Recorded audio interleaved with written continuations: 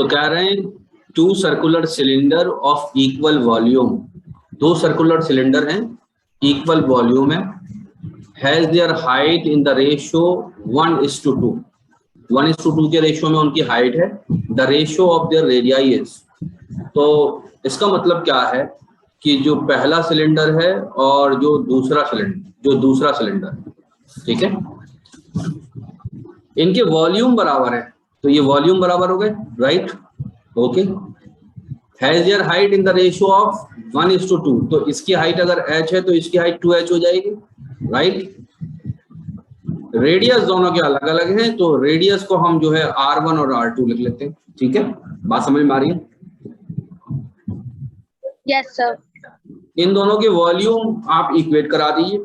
इसका पहले वाले का जो वॉल्यूम होगा, जो कि बेसिकली हम v कह रहे हैं, वो किसके बराबर होगा बच्चों? पाई r1 स्क्वायर इंटू h। ये बेसिकली इस v के बराबर है, दूसरे वाले सिलेंडर के वॉल्यूम के बराबर है। ये किसके बराबर होगा बच्चों? पाई r2 स्क्वायर इंटू 2h, यही तो होगा, यस सर। ठीक है। तो बहुत ही सिंपल है कि पाई से पाई कैंसिल कर दीजिए, h से h कैंसिल कर दीजिए।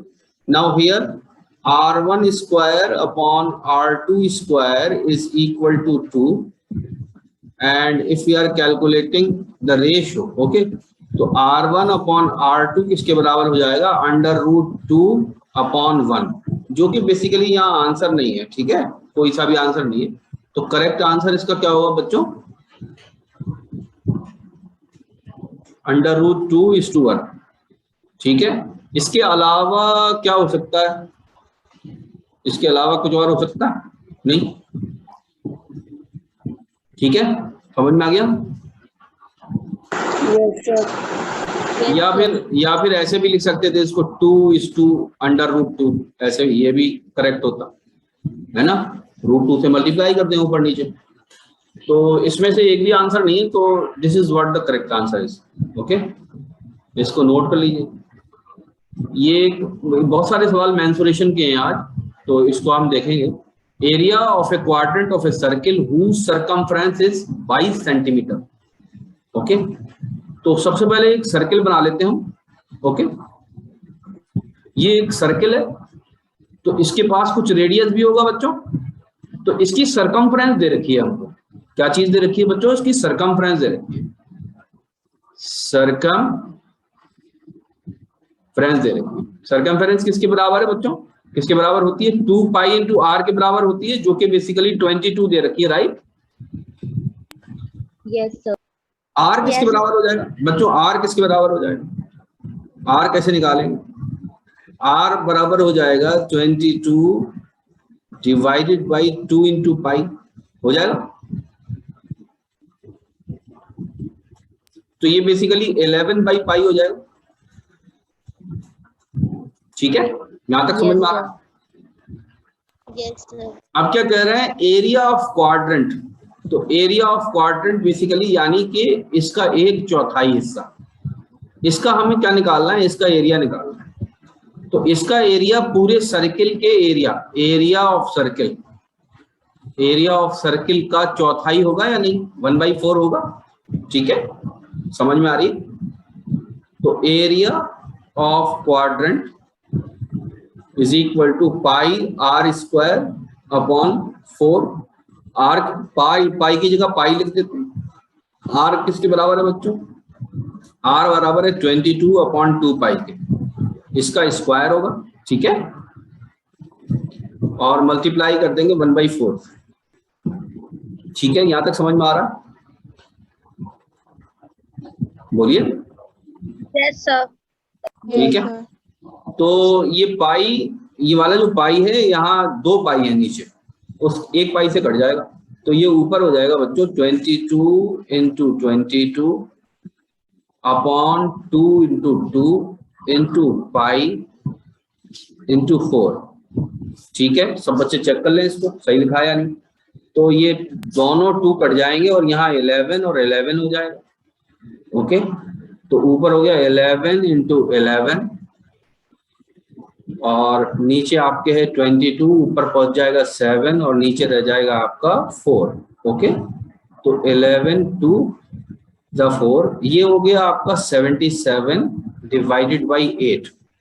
ओके, ये बेसिकली आएगा 77 डिवाइडेड बाई 8, 8 आम 72 और 3 बचे, 8 चौक 32, 8 तिया 24, तो 9.3 का राउंड आ रहा है, ये 9.6 लिखा हुआ है, अप्रोक्सीमेटली करेक्ट है। ठीक है सर 9.625 आ रहा है। एक मिनट, 8 नम 72, तो कितना बचा, 5 बचा, हाँ सॉरी 9.6 आ रहा है, 9.6। ठीक है, ये करेक्ट आंसर। सर रेडियस तो 11 बाई पाई है, तो रेडियस की वैल्यू पे 22 बाई 2 पाई क्यों है? बेटा क्या करिए? सर रेडियस तो 11 बाई पाई आ रहा है, तो फिर जब एरिया ऑफ क्वाड्रेंट निकाल रहे हैं तो वहाँ पे रेडियस की जगह पे 22 बाई 2 पाई क्यों है? अच्छा सॉरी, मैंने ये वाली वैल्यू लिख दी बेटा, ये वाली लिख दी बजाय ये वाली लिखने के। ये दोनों सेम ही वैल्यू है। Yes sir. कैलकुलेशन करते वक्त मैंने ये वाली वैल्यू लिख दी पहली, हालांकि दोनों सेम ही है। ठीक है, एनीवे ठीक है, आंसर इतना ही आएगा, 9.6 आएगा। ठीक है, और आगे बढ़े। कह रहे हैं if the circumference of a circle of radius r and the perimeter of a square of side a, इस तरह के क्वेश्चन आने के चांसेस रहते हैं काफी इसमें मेंसुरेशन के। तो कह रहे हैं if the circumference of a circle of radius r and the perimeter of a square of side a are equal, तो इसमें पहले क्या पूछा है, then the ratio of the area of the square. तो स्क्वायर हम पहले बनाए और एक हम सर्किल बना लें, इसके पास रेडियस r है, इसकी साइड a, इन दोनों के अगर हम पेरीमीटर इक्वेट कराएंगे तो बच्चों ये तो 4a हो जाएगा और ये किसके बराबर हो जाएगा, 2 पाई r हो जाएगा, है ना, यही तो होगा। यस ठीक है, ये हो गया। क्या आप पूछ क्या रहे हैं, then the ratio of area of square to the ratio of area of circle. तो अब इसमें ये जो आपके पास आया ना 4a is equal to 2 pi r जो है, अब इसमें किसी एक वैल्यू को आप क्या कीजिए, दूसरी वैल्यू की टर्म में निकाल लीजिए। तो a किसके बराबर हो जाएगा, अगर हम a को निकाल लें तो a किसके बराबर हो जाएगा, पाई r बाई 2 के बराबर हो जाएगा, इजंट और नॉट? ठीक है, यस सर। तो अब एरिया ऑफ स्क्वायर किसके बराबर हो जाएगा, एरिया ऑफ स्क्वायर किसके बराबर हो जाएगा? एरिया ऑफ स्क्वायर को तो हम ए ही लिख देते हैं, नहीं एरिया ऑफ स्क्वायर को इसी की टर्म्स में लिखते हैं, आर स्क्वायर की इसकी टर्म्स में लिखते हैं। ठीक है ना, तो pi square r square upon 4। ठीक है, एरिया ऑफ स्क्वायर इतना हो जाएगा या नहीं हो जाएगा? ठीक है, और एरिया ऑफ सर्किल को हम आर की टर्म्स में ही लिखते हैं, तो वो किसके बराबर हो जाएगा बच्चों, वो पाई आर स्क्वायर के बराबर होगा। ठीक है, तो पहले हमें स्क्वायर का रखना है, फिर आपके किसका रखना है, आपके एरिया ऑफ स्क्वायर ऊपर रखना है और हमको क्या चीज नीचे रखना है, एरिया ऑफ सर्किल नीचे रखना। ठीक है ना, एरिया ऑफ स्क्वायर कितना है, pi square r square upon 4, area of circle कितना है, पाई आर स्क्वायर। ठीक है ना, यही तो है ना। तो आर स्क्वायर तो ये प्लेन कट रहा है इससे, पाई इससे इसके स्क्वायर से कट रहा है, तो ये तो बहुत सिंपल, पाई इज टू 4 आ रहा है। क्या आंसर है? हाँ आंसर है, पहले से लगा भी रखा है किसी ने इसमें, तो ए करेक्ट आंसर है। ठीक है, आगे बढ़ो। कह रहे हैं the circumference of circle is, circumference दे रखी है सर्किल की, the side of a square inscribed in the circle. ये सवाल मैं करवा चुका हूं बच्चों, लेकिन जिस बच्चे ने पूछा शायद वो ना हो उस टाइम। ठीक है, इसमें क्या है, बेसिकली सर्कमफ्रेंस दे रखी है सर्किल की सर्कमफ्रेंस दे रखी है, यानी क्या चीज दे रखा है, 2 पाई r दे रखा है, 440 सेंटीमीटर। ओके, यही तो दे रखा है। तो अगर हम रेडियस समझ लें, सर्कमफ्रेंस ऑफ सर्किल इज 440, तो ये बेसिकली किसके बराबर है, ये रेडियस तो r है ना, रेडियस बेसिकली किसके बराबर है, r के बराबर है। अब इसके अंदर क्या क्या रहे हैं, the side of a square is inscribed in the circle. तो ये यहाँ बेसिकली एक वर्ड और भी इस्तेमाल करते हैं कहीं कहीं क्वेश्चन में, द लार्जेस्ट स्क्वायर और the square with largest side inscribe in the circle. बात समझ में आ रही है कि नहीं? ठीक है, ठीक है, बोलिए। तो अगर हम इसके अंदर बच्चों, अगर हम इसके अंदर स्क्वायर बनाए तो ये ऐसा बन जाएगा, है ना, ऐसा बन जाएगा। इसकी साइड बेसिकली ए होगी, तो यही हमसे ए पूछी है, तो बहुत आसान है। ये बताइए, ये भी आ रहा है, ये भी आ रहा है, तो ये एक ट्राइंगल बन गया ए बी सी और D. Now you look at the triangle that is A, B and D. It is 2R, it is A and this is 90. क्या ये सब बच्चों की समझ में आ रही है बात? ये 90 डिग्री होगा या नहीं? Yes sir. अगर ये बेसिकली BD जो है डायगोनल है, BD अगर डायगोनल है तो BD डायमीटर भी होगा, है क्या नहीं? ठीक है। अब देखिए बहुत आसान है, आप यहां से क्या कीजिए, इस जगह से जो ऊपर वाली इक्वेशन है, यहां से आप 2R की वैल्यू निकाल लीजिए, डायरेक्ट निकल आएगी 440 बटे पाई। ये किसके बराबर आ जाएगी? 440 बटे 22 इंटू 7। ठीक है, तो 22 दूनी 44, 20 आ गया 2 और 7, ये 140 सेंटीमीटर आ गया। 2 पाई 2R किसके बराबर आ गया बच्चों? 140 सेंटीमीटर के बराबर आ गया। ये भी A है और ये भी A है, तो ये बताइए मुझे 2A square is equal to 140 square हो जाएगा। सबके समझ में आ रही है बात ये वाली? ये इक्वेशन सबके समझ में आ गई ये वाली? No sir. Yes. बेटा A square plus A square is equal to hypotenuse का स्क्वायर, ये लिखा मैंने। ठीक है, तो ये Okay, 2A sir, square is equal to hypotenuse basically क्या है? डायमीटर। ठीक है यस सर, यस सर। सबको चमक गया? Yes, sir. ठीक है, तो A स्क्वायर किसके बराबर? 2A स्क्वायर ही होगा ना ये? 2A square. A स्क्वायर किसके बराबर हो जाएगा? A स्क्वायर बराबर हो जाएगा 140 का स्क्वायर अपॉन 2, यही हो जाएगा। और जब हम A को निकालेंगे तो A बराबर हो जाएगा 70 बाई अंडर रूट 2। एक मिनट चेक करिएगा इसको, ठीक क्या बने यार।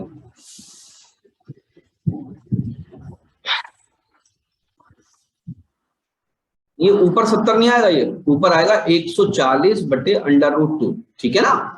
अब 100 A किसके बराबर आया? 140 बाई अंडर रूट 2। इसको हम लिख सकते हैं under root 2 into under root 2 into 70 upon under root 2।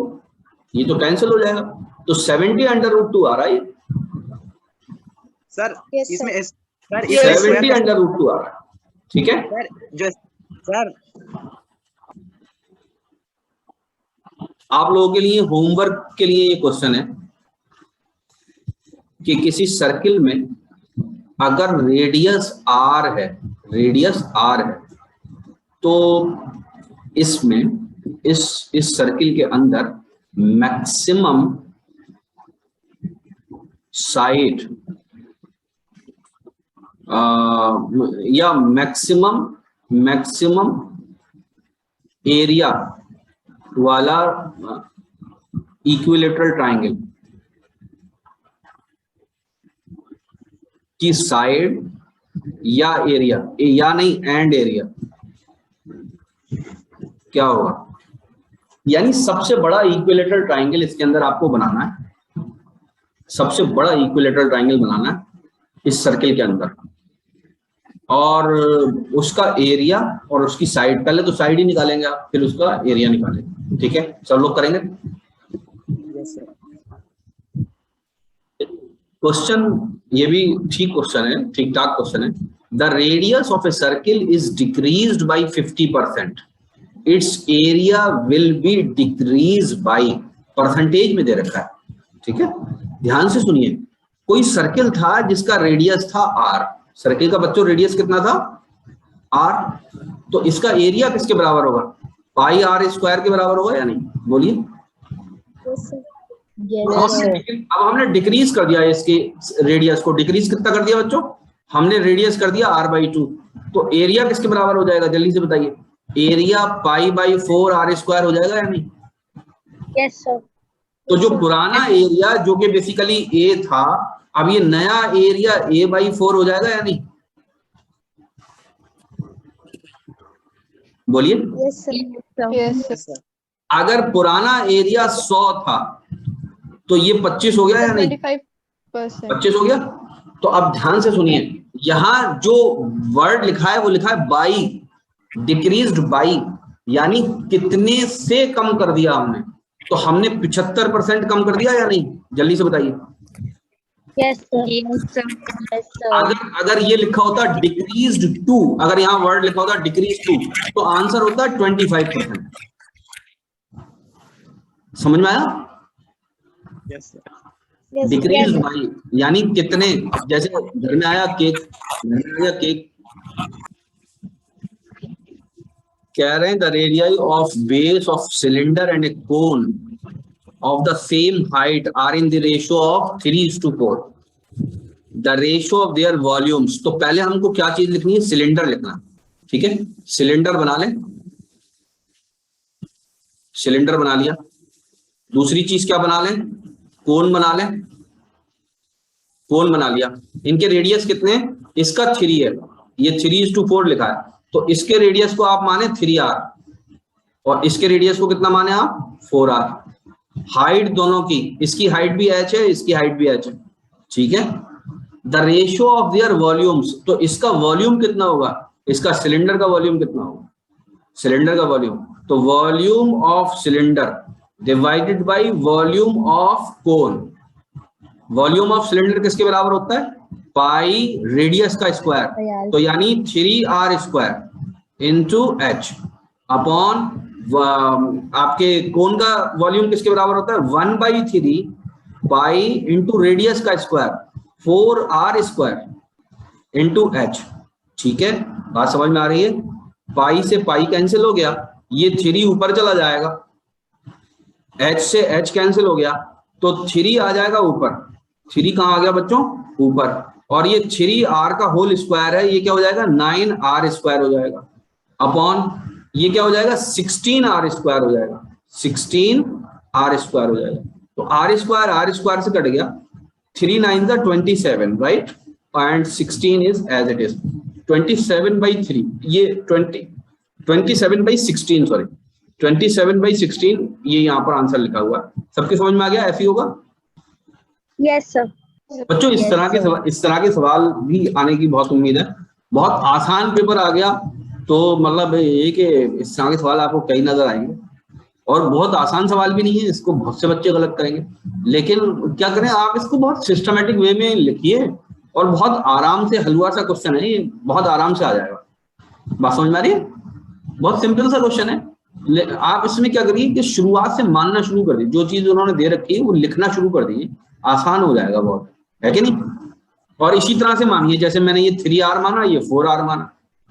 अगर 3:r के चक्कर में पड़ेंगे आप तो बड़ा चक्कर पड़ेगा, है ना? आप 3 सेंटीमीटर भी मान सकते हैं इसको 3 सेंटीमीटर मान लीजिए, इसके रेडियस को 4 सेंटीमीटर मान लीजिए, ऐसे भी मान सकते हैं। हाइट को आप 1 सेंटीमीटर मान लीजिए, इसकी हाइट को 1 सेंटीमीटर मान लीजिए, ऐसे भी मान सकते हैं, कोई परेशानी नहीं। ठीक है, आगे बढ़ो। कह रहे हैं if A cone is cut into 2 parts, ये अच्छा क्वेश्चन है, इसको जरा ध्यान से देखिए। बाई ए हॉरिजॉन्टल प्लेन, एक हॉरिजॉन्टल प्लेन ने कोन को काट दिया, passing through the mid point of its axis, the ratio of the volume of the upper part and the cone. ध्यान से सुनिएगा, इसकी फिगर बनाते हैं सबसे पहले अच्छी बड़ी सी। फॉर एग्जाम्पल ये दिस इज अवर कोन, ये वो कोन है जिसकी बात की जा रही है। इसको बिल्कुल बीच में से काटा है। इसकी जो हाइट थी ना बच्चों, इसकी जो हाइट थी, हाइट को मैं ये व्हाइट से बना, व्हाइट लाइन से, ठीक है? इसकी हाइट थी, इसको बिल्कुल बीच में से काटा, तो बीच में से काटेंगे तो ये ऐसा नजर आएगा या नहीं नजर आएगा? ठीक है, बात समझ में आई? अब मुझे जरा आपका थोड़ा सा ध्यान ये चाहिए।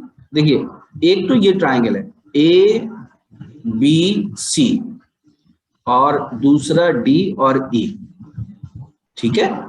इन जरा दोनों ट्राइंगल्स को बच्चों ध्यान से देखिएगा। ये बताइए कि ABC सिमिलर है या नहीं ADE के? सर है, बिल्कुल है ना? सर है। है ना, बिल्कुल सबके समझ, इसमें किसी को कोई डाउट तो नहीं है?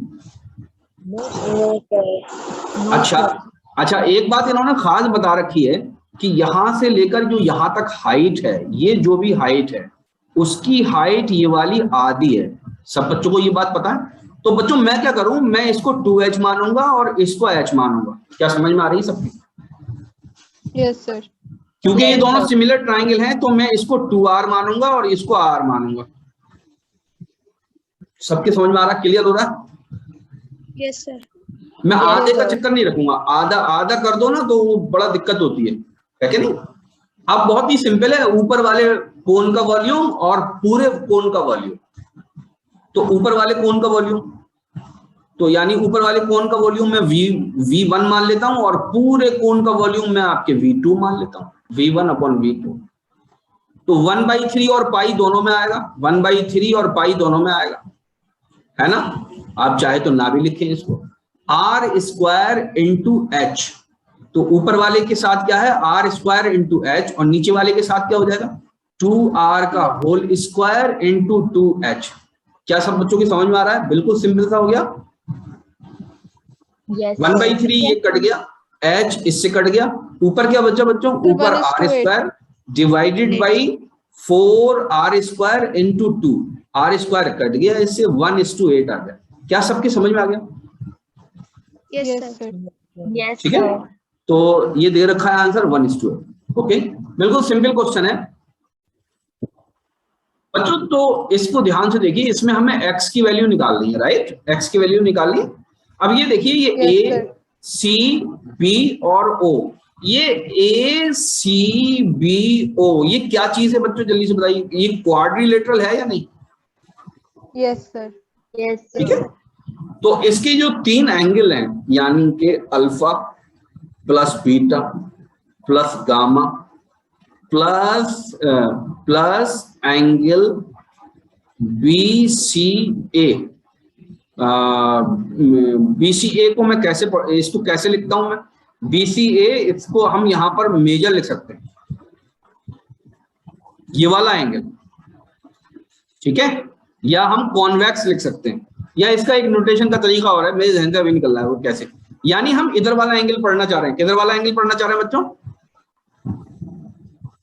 इस साइड वाला, ठीक है? बात समझ में आ रही है? ये बताइए, ये सारे जोड़ के किसके बराबर हो जाने, 360 के बराबर हो जाने या नहीं? Yes sir. ठीक है, तो ये alpha plus beta plus gamma को तो आप यही रहने दीजिए, ठीक है ना, और तो कुछ बता नहीं रखा इन्होंने। प्लस एंगल BCA को मैं क्या लिख सकता हूं, जल्दी से बताइए। इसको मैं 360 माइनस x लिख सकता हूं, इज इक्वल टू 360, राइट? तो ये तो कट जाएगा, इससे 360 से तो कट जाएगा। Yes sir. तो x की वैल्यू किसके बराबर आ गई, alpha plus beta plus gamma आ गई, है ना? सिंपल क्वेश्चन है, यस सर। सिंपल है, लेकिन ये बिल्कुल मतलब ये कि आ सकता है MU